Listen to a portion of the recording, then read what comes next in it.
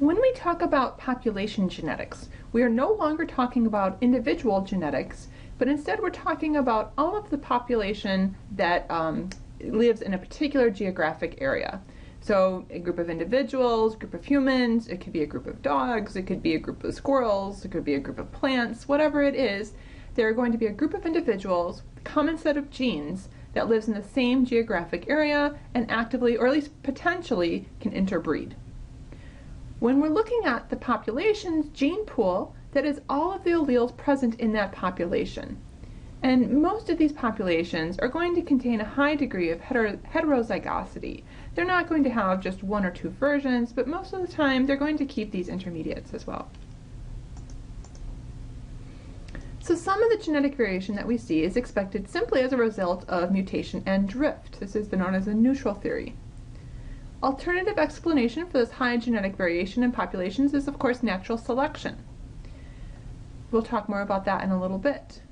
Anytime we see these enzyme, these protein variations that happen to be maintained by adaptation, it's usually due to adaptation due to certain environmental conditions. So for example, in sickle-cell anemia, someone who is homozygous dominant for the normal trait, for the hemoglobin gene, they're going to be completely normal for this trait. Somebody who's going to be homozygous recessive for this gene, it's going to affect their hemoglobin production, and their red blood cells are going to form that characteristic sickle shape. And these individuals are going to be very, very sick. However, individuals who are heterozygotes for this particular trait are going to be phenotypically normal, meaning their red blood cells are going to look pretty darn normal. However, they're going to be more resistant than somebody who is not a carrier for this trait to things like malaria. Their red blood cells are going to be shaped in such a way that they're just going to be a little bit more resistant to that malaria parasite, and it's not able to quite get into those cells. So somebody who's a heterozygote in a population where malaria is endemic actually has an advantage. And that's how traits can be carried along, even though the homozygous recessive individual might have a great disadvantage. So when we're looking at the relationship between two relative proportions of alleles in the gene pool and the frequencies of different genotypes in a population, there's a simple mathematical model that we can use, and it was developed by Hardy and Weinberg. So it's known as the Hardy-Weinberg Law. This model is going to describe what happens to alleles and genotypes in an ideal population. Now, some things that we have to keep in mind: this ideal population is infinitely large. You have to assume that it's infinitely large, it has random mating, and not subject to evolutionary forces such as mutation, migration, or selection. Now, this is not usually the case in an ideal population. As we know, many of these forces are going to be at play. However, in a population that happens to be in stasis and then happens to be following these rules, we can see this typical formula that happens to arise from that. And we can actually calculate frequencies of different alleles. And so again, the predictions of this law are going to be two things. First of all, the frequency of the alleles in the gene pool does not change over time. And after one generation of random mating, you can actually calculate the genotype frequencies for your two alleles as follows. So P would be the frequency of the first allele. So in this case, we'll give it a capital A. Q would be the frequency of allele lowercase a. So this would be P squared would be the population that is going to be homozygous dominant, heterozygous, homozygous recessive. And you add all those together, those ratios together, and you should reach 1. So let's look at what we're talking about here. So let's say we have two heterozygotes that are mating. Here's their sperm, here's our eggs. Okay, from the sperm here, you're going to get this P, which would be the capital A. Here you get the other P, which is the capital A. So again, somebody who's going to be homozygous dominant in this case is represented as P squared. Somebody who's homozygous recessive, represented as Q squared. Somebody who is a heterozygote here would be PQ, here would be QP, same thing. There's two of them, so that's why you have the 2P squared. So let's put some actual numbers in here. Let's say in a particular population we happen to know these ratios, that we know the ratio of A in the sperm is going to be this, and then the recessive will be this. We can actually calculate and we can say, okay, about 49% of the population is going to be homozygous dominant. Okay, about 9% of the population is going to be homozygous recessive, and the rest are going at 42% are going to be the heterozygotes. So one of the ways that this has been used recently is by looking at susceptibility to HIV-1 infection. So it's known that some individuals are going to be a little bit more resistant to HIV infection than others. And so they've looked genetically to see why this might be. And one of the reasons why is there is a protein called CCR5, and it happens to act as a receptor for strains of HIV. And here's the schematic of it. You can see that there's going to be 4 exons of CCR5. In the 4th exon, there's a delta 32. So the 32 is going to be deleted here. That's what that delta means. Homozygous individuals happen to be resistant to the HIV-1 infection. The heterozygotes are going to be susceptible to infection and progress more slowly to AIDS.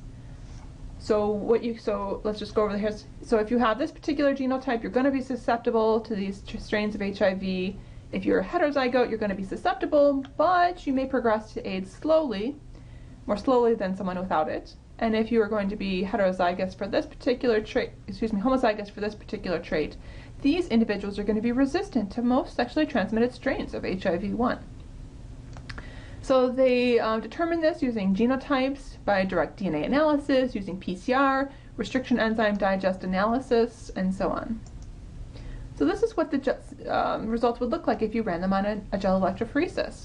You can see here, this is a band that's going to be common to everyone. This is going to be some other gene.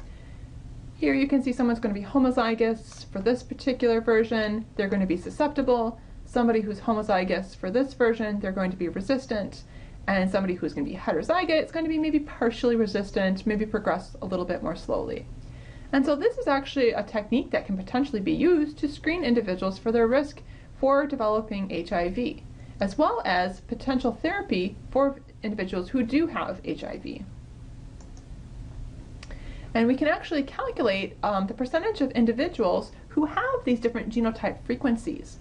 And so they've done some different calculations. They had 79 individuals who were the homozygous like this, 20 who were heterozygous, and 1 who was the homozygous recessive. Okay. So in this particular case, you just double that. So in terms of the number of this type of alleles, this one allele, since they have 2 versions of it, you have to multiply this by 2, so you get 158. So there's 20 individuals, and you multiply that by 2, they've got 40 potential. Half of them are going to be this one allele, so you end up with 20, and 0 of this delta 32 particular. So you add those together and you get 178. The number of 32 delta alleles, here again, this would also be 20. This, because they have 2 copies of it, this would also be 2. So you're looking at here the total number of alleles. It doesn't matter if they're coming from this individual or this individual. Right now we're caring about the population. So we just care about the population's total number of alleles. So in this case there are 22 delta 32 alleles. So you add up all these total alleles, you come up with 200.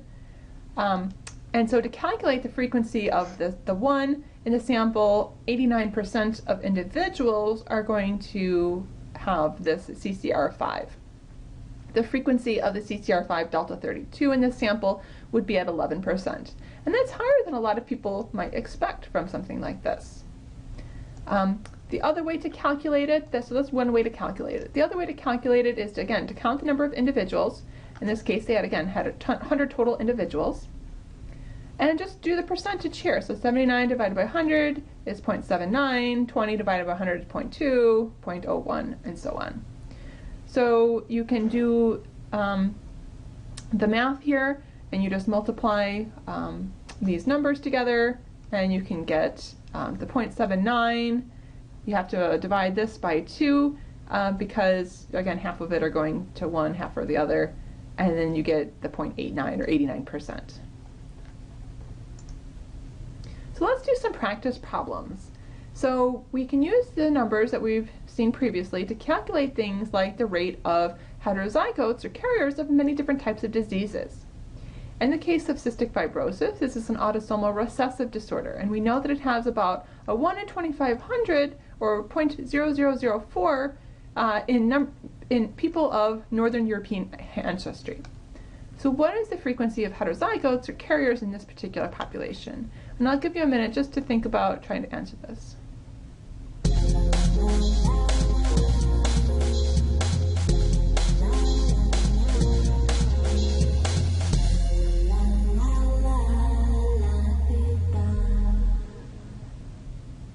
So, since the frequency of the recessive allele we know is Q, so we can take the square root of Q squared, which we know was that 0.0004. If we do this, the Q then equals 0.02. Since we know that P plus Q equals 1, we just simply subtract those two numbers, and P then equals 0.98. To figure out the percentage that was carriers for this, we have to do 2PQ. So 2 times this 0.98 times this 0.02. And what that gives us is 0.04, or 4% of this particular population is carriers for cystic fibrosis. Okay, here's another one. If the albino phenotype occurs in 1 out of 10,000 individuals in a population at equilibrium, and albinoism is caused by the autosomal recessive allele A, use this information to calculate the frequency of the recessive mutant allele, the normal dominant allele, and percent of heterozygotes or carriers in a population.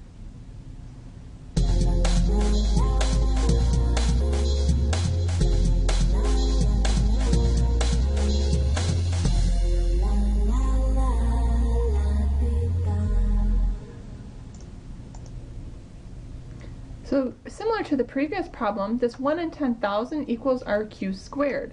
So to find Q, we have to take the square root of Q squared, and the square root of 0.0001 is 0.01. This then, doing the math, P equals 0.99. So we know the allele frequency here, 2PQ, multiply those together, 2 times 0.99 times 0.01 gives us 0.0198, or 1.98% of the individuals are carriers.